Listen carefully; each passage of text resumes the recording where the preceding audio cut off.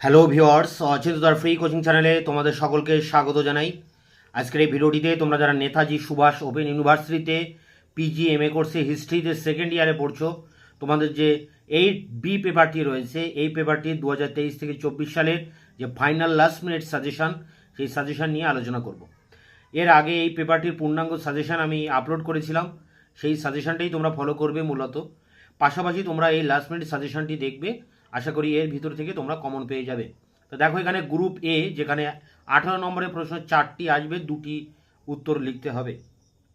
এই 4টি প্রশ্ন কমন পেতে তোমরা এখানে 12টি প্রশ্ন দেখে যাবে। প্রতিটি প্রশ্নই কিন্তু ইম্পর্টেন্ট। প্রথম প্রশ্ন 500 থেকে 1300, মানে আদি মধ্যযুগ। দেখো এই তোমাদের পেপারটির নামই কিন্তু আদি মধ্যযুগ। এবার আদি মধ্যযুগ যে সময়টা, সেটা 500 থেকে 1300 এটা উল্লেখ করতে পারে, আবার আদি মধ্যযুগও বলতে পারে, ব্যাপারটা একই দাঁড়াবে।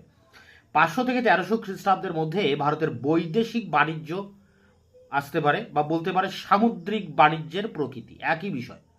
পরেরটি আদি মধ্যযুগে ভারতের অভ্যন্তরীণ বাণিজ্যের প্রধান বৈশিষ্ট্য।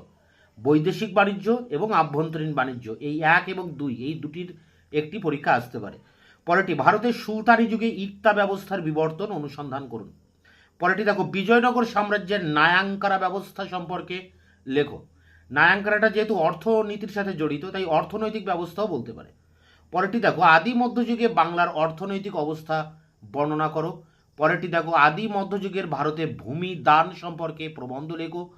পরেরটি রয়েছে ভারতীয় সামন্ততন্ত্র সম্পর্কে ঐতিহাসিক বিতর্ক আলোচনা করো।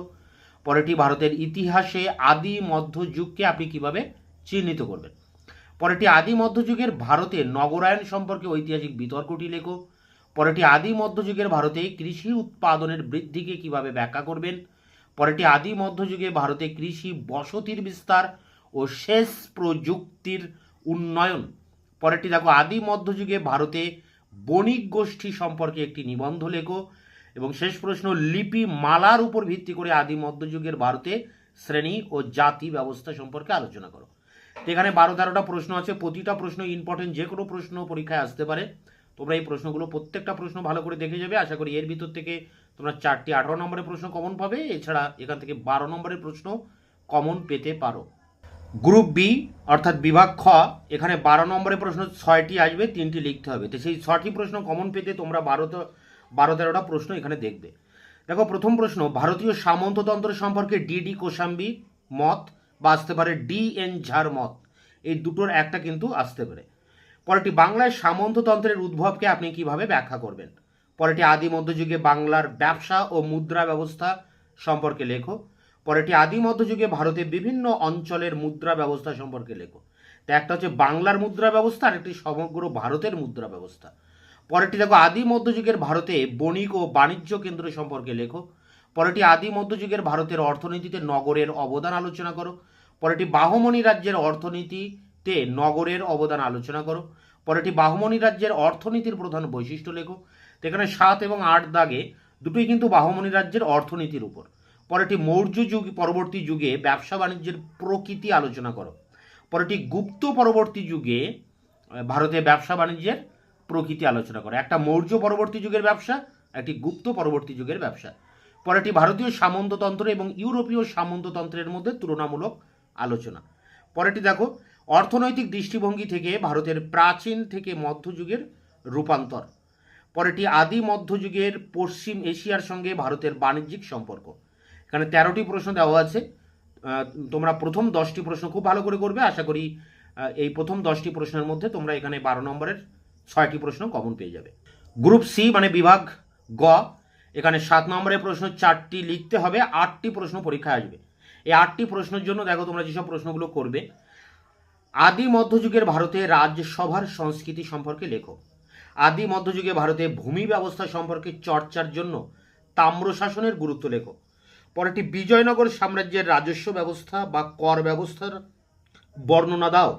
পরেরটি ভারতের বৈদেশিক বাণিজ্যে আরব বণিকদের কি ভূমিকা ছিল। পরেরটি পশ্চিম এশিয়া ও দক্ষিণ পূর্ব এশিয়ার বাণিজ্যে ভারতের অবদান লেখো। পরেরটি দেখো দক্ষিণ ভারতের নগরায়ণ সম্পর্কে একটি টিকা লেখো।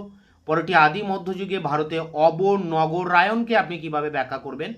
পরেরটি ভারতের দ্বিতীয় নগরায়ণ সম্পর্কে আপনি কি জানেন। পরেরটি লেখো আদি মধ্যযুগের বিনিময় ব্যবস্থা সম্পর্কে আলোচনা করো। পরেরটি আদি মধ্যযুগে বাংলার কৃষি ব্যবস্থা ও হস্তশিল্প সম্পর্কে লেখো। পরেরটি আদি মধ্যযুগের ভারতে ব্যবসা বাণিজ্যের ক্ষেত্রে পরিবহন ব্যবস্থার গুরুত্ব লেখো। পরেরটি দেখো ভারতের সামন্ততন্ত্র সম্পর্কে ইরফান হাবিব বা আসতে পারে হরবংশ মুখিয়ার মত। তো এখানে 12টি প্রশ্ন আছে, এই 12টি প্রশ্ন তোমরা প্রত্যেকেই করবে, প্রতিটা প্রশ্ন ইম্পর্টেন্ট। এর ভিতর থেকে আশা করি তোমরা অনেকগুলো প্রশ্ন কমন পেয়ে যাবে। এছাড়াও কিছু এক্সট্রা প্রশ্ন 7 নম্বরে আমি রেখেছি, সেগুলো একটু দেখবে। প্রথম 12টি প্রশ্ন ভালো করে করবে, তারপরে সময় পেলে তোমরা এই বাকি এক্সট্রা প্রশ্নগুলো দেখবে।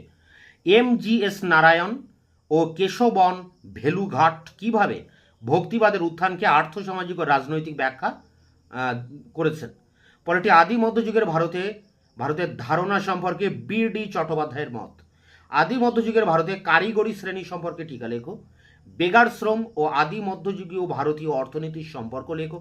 পরেরটি আদি মধ্যযুগে কামরূপে ভূমিদান প্রথা সম্পর্কে টিকা লেখো।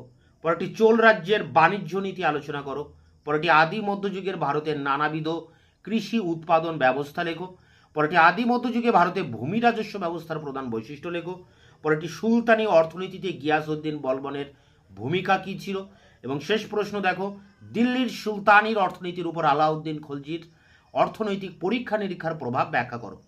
তো এখানে আরও 10টি এক্সট্রা প্রশ্ন আমি দিয়েছি, তোমরা প্রথম 12টি ভালো করে করবে, তারপরে সময় পেলে তোমরা শেষ এই 10টি এক্সট্রা প্রশ্ন দেখবে। আশা করি এর ভিতর থেকে তোমরা সমস্ত প্রশ্ন কমন পেয়ে যাবে। তোমাদের 5, 6, 7A, 7B, 8A এইসব পেপারগুলোর লাস্ট মিনিট সাজেশন আমি ইতিমধ্যে চ্যানেলে আপলোড করে দিয়েছি, তার লিঙ্ক দেওয়া থাকবে ভিডিও ডেসক্রিপশন বক্সে, তোমরা অবশ্যই ভিডিওগুলো দেখে নিও। দেখা হচ্ছে তোমাদের ক্লাস রিলেটেড অন্য কোনো ভিডিও নিয়ে, ততক্ষণে তোমরা চ্যানেলকে সাবস্ক্রাইব করবে, বন্ধুদের কাছে শেয়ার করবে, নিজেদের মতামত জানাবে কমেন্ট সেকশনে, এবং ভিডিওটি ভালো লাগলে অবশ্যই একটা লাইক